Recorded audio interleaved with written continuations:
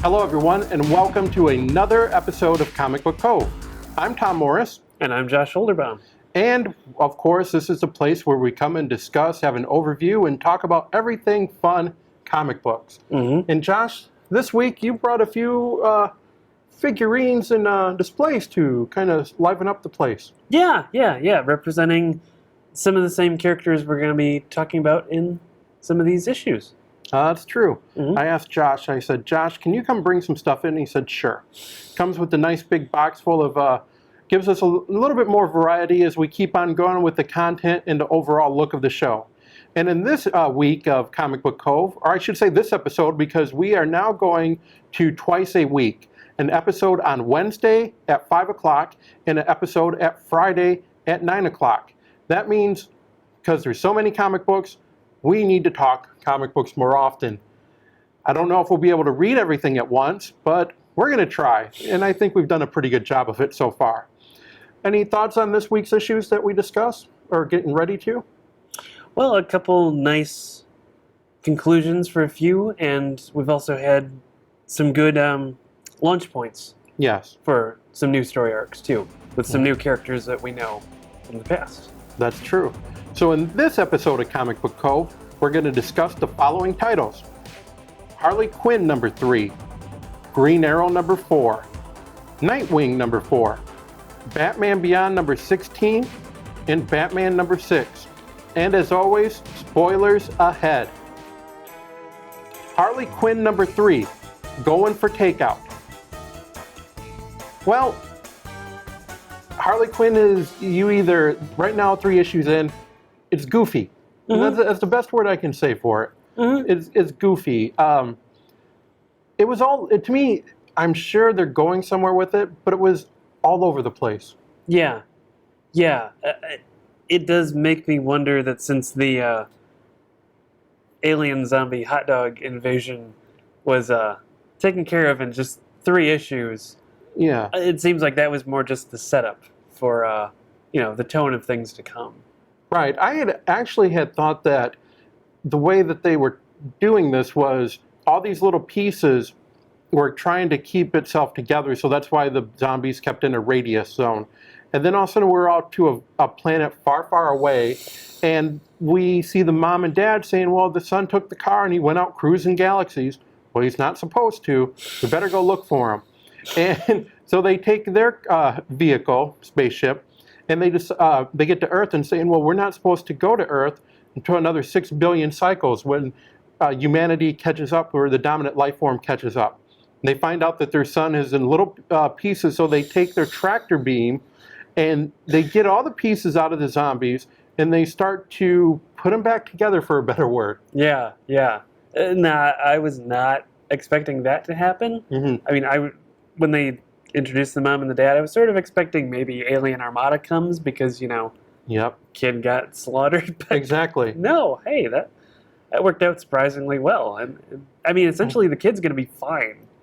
Maybe. Too. I mean, yeah. I mean, fine is a subjective term in a Harley Quinn comic, but What? A couple other plot points, and then we'll get to the main plot of their Red Tool. He had a new arm put on him, and it turned out to be the arm of a ex-criminal. Was that? Yeah. Mm-hmm. Yeah. The scene was basically, if you've ever seen any Twilight Zone, any Tales from the Crypt, Tales from the Dark Side, you've ever seen any anthology horror series where a patient gets another limb or an organ from a serial killer, that's kind of what they're hinting at, that he might not have any control over his left arm. But I think knowing this Harley Quinn series, it's going to be more psychological than anything else. Yeah. Or it might just all be in Red Tool's head. Yes. Too, because he seems to be a sort of up-and-coming self-styled superhero who doesn't have a whole lot of confidence in him, and then giving him the arm of a criminal, I don't think it's going to help that. I did enjoy when he tells the doctors, you can't take off my mask, you'll compromise my secret identity, and the doctor says, we have no idea who you are. Right. We can't do that. Right, who are you? Yeah, what are you? We're not going to scan you. Yeah. That was goofy. That was kind of one of those little funny things. that made kind of sense a little bit. Yeah. Let's talk about Harley Quinn and Poison Ivy. They, through the comic book, through the Batman animated series, they have always been tight. They were like the yin and yang to each other. And Poison Ivy, I think, kind of Poison Ivy kind of keeps Harley grounded. Yeah, very. Harley has, at least in this series, some kind of, I'd say almost like ADHD tendency. She bounces off the walls. She's trying to do so many things at once. And in return, Harley has, what I termed a girl crush on Ivy. They're really close. Yes. And it seems like Ivy is one of the few Batman villains who sort of respected Harley. Even the Joker didn't necessarily do that all the time to Harley. I agree with you. So, I think because she has gotten the respect of Poison Ivy, that she looks up to her in a way of like an older sister, in a way of, you have done this all by yourself and you don't have to answer to anyone. You don't have a crush on a psycho lunatic like I do and have trying to mold myself in his image. Yeah. And that's why I look up to you. And Harley in Poison Ivy in the last couple issues kind of seems to be a counterbalance to the wackiness. I could see her being a, kind of a supporting actress, a supporting character in the series. Yeah. She would also help, assuming she stays in the series, she would also help readers who are new to Harley's solo series to get into it. Because Harley's other ragtag band of weirdos who have been established in her series are kind of unfamiliar to guys like us. Yes, very much so. We know the standard Batman villains and not necessarily the goat guy or the genie guy or the egg guy. Surprisingly short heavy metal enthusiast who must be really, really short, because he's really short in every single one. And I keep looking at that thinking, God, is he shorter than Harley? Right. Like, what is up with that? But hey, it's a Harley Quinn comic. Well, yeah, and speaking of Harley Quinn comics, so the main plot in this issue was they were hungry, they were out of food, and they couldn't go to any place to eat because all the zombies were surrounding their building. So, hey, we find some hidden tunnels that are underneath their apartment complex, and we can go through these tunnels. Well, they find one, they went through a wax museum. Yeah, which is the wax museum that Harley owns or manages, or she has some sort of stake or control in it, because that makes, to give that to a former associate of the Joker, give her stable employment. And once they go past there, there's some satanic looking, or some tunnels with a lot of demons around it, over a lot of statues of demons around it, and then there's a bunch of doors. There's one that is kind of, deadbolted. The other have chains around it. They're able to open up one. It was a shoe store, and they had to fight a bunch of zombies in there. Well, they knock over a bunch of shoe racks, knock down the zombies, and they go back. And that's when the spacecraft comes and collects all the little pieces of the zombies. And then they go to Coney Island for some food, for French fries. Yeah. And that's Harley needs more ketchup on her stuff because, she hasn't seen enough blood that day. So. And that's pretty much the issue in a nutshell. Yeah. I will say it is interesting that we have, this is one of the very few comics we've read where the hero and her supporting cast really didn't have any effect on the outcome of the plot line. Right. Which I sort of didn't expect her to do that. To come up with a cure or to, to solve whatever the zombie crisis was. But it was also kind of odd that they, just killed a few zombies and then watched the ending happen. Agreed. Yeah. So far, Harley Quinn, these 3 issues, have been kind of goofy. I'm just going to say they've been goofy. I'm sure there are people that like them. Right now, I'm not sure where I stand with this, but I do see some promise with Poison Ivy coming into the fold, and maybe that will start counterbalancing, getting some stories that, while they're fun, they have some substance to them. This one was just kind of just a big, video game of, hey, let's go smash zombies up. Yeah. We're now in the shoe level, and we're now on this level, we're now in that level. And Harley Quinn, we've said it before, Harley Quinn is a deep character. You can do a lot with her. Mm-hmm. And I'm hoping we get into the future, we get into more deeper stories. Yeah, makes me wonder if this could be like a transitional phase. Mm-hmm. I mean, it still has all the wackiness, but it does also open another plot line. Yes. I mean, whatever that will be. I mean, I'm assuming it would be those doors. I mean, Harley was bound determined she was going to open one of them, Yes. which was chained shut, and they kind of had to drag her away from that. Right. She sort of wanted to open it just because it was closed, which, I mean, I could see that being a future plot line, but we'll have to see where it goes. Right, definitely. Harley Quinn in the weeks to come. Green Arrow number 6, Sins of the Mother. Well, we know Ollie's stuck on another deserted island somewhere off the coast of Seattle, but this issue focuses more on Amy, of what happened to Amy after Shadow kidnapped her after the Inferno exploded, imploded, Yes, did sunk whatever. down. Yeah, fell apart. Yeah, so Shadow has taken Amy to Japan. She's taking her back to the Yakuza to get her essentially to work for them, or maybe even to kill it. It makes it sound like she's trying to get Amy to work alongside her in the Yakuza. In this issue of Green Arrow, they had mentioned Shadow was an actual double agent, and she was a double agent for the Yakuza. Yep. I was going to say Yakuza. Too much video game talk. Yeah. But she was actually the Japanese mob. Yes. For those of you who don't know. Yeah. Yes, the Yakuza actually had Shadow go in to infiltrate because they had an investment in the Ninth Circle, so they wanted to make sure that they could have their their investment represented and try to take it over from the inside. Yeah. And since Amy messed that up by sinking the Ninth Circle, the Yakuza lost all of their investments, a lot of their capital, so they had to bring Amy almost as penance of, you have to pay for what you've done, and we're going to have you work for the Yakuza, which Amy's not very excited about at all. No, and she's definitely at odds with Shadow's kind of, I would say, stereotypically Japanese view that, the sins of the family are passed down with each generation, because she explains that, her dad was a Yakuza member.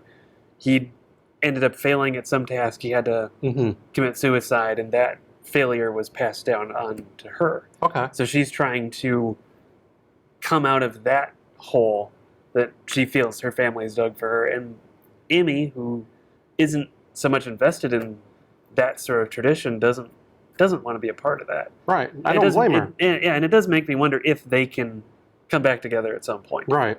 Because, I mean, Amy and Ollie came back together.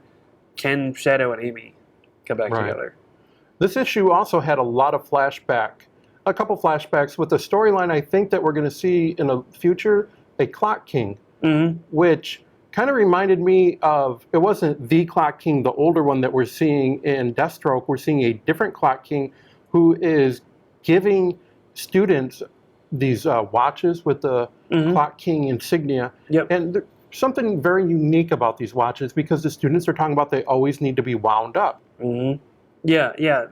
And as Amy is investigating this new Clock King, who I noticed is sort of based on, there was a Teen Titans Clock King a while back, pre-Flashpoint, who was kind of based on the animated Clock King. Probably not Temple Fugit, who we've seen in Deathstroke. But this Clock King establishes that these watches are basically pacemakers. They really can't be stopped. If you try to take them off, you get killed.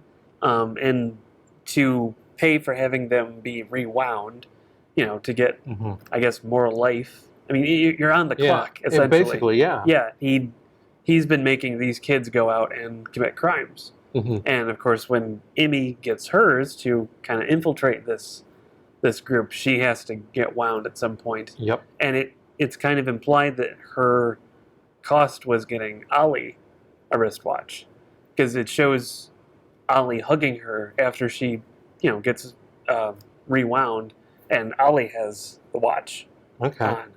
So nice going, Amy. Exactly. just got your brother hooked on. It kind of like reminded me like a pacemaker Venom type combination. Yeah. Now it'd be nice to notice if we went to back issues if they're wearing the watches now still. That's something I'll have to look at. Yeah. That's one of the back stories.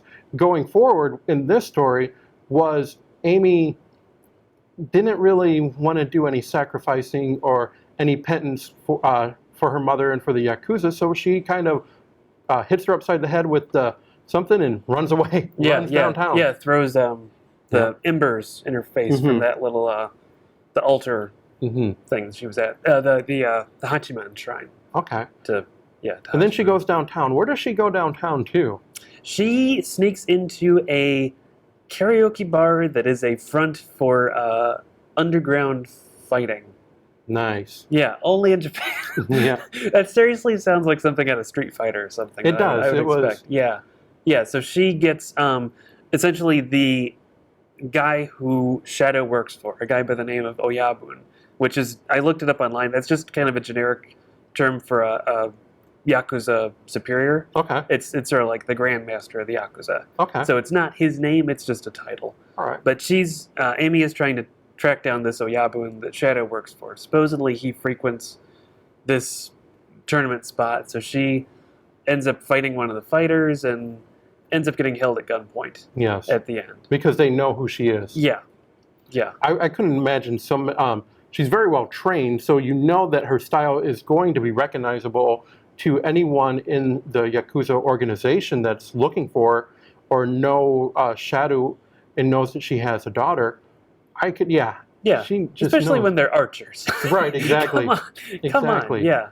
It's also interesting to note that when Shadow is talking about Oyabun to Amy, she says that this guy might be unkillable. Yeah. She says he's like over 200 years old, supposedly. We see just a little bit of his face in the crowd when Amy's in the fight.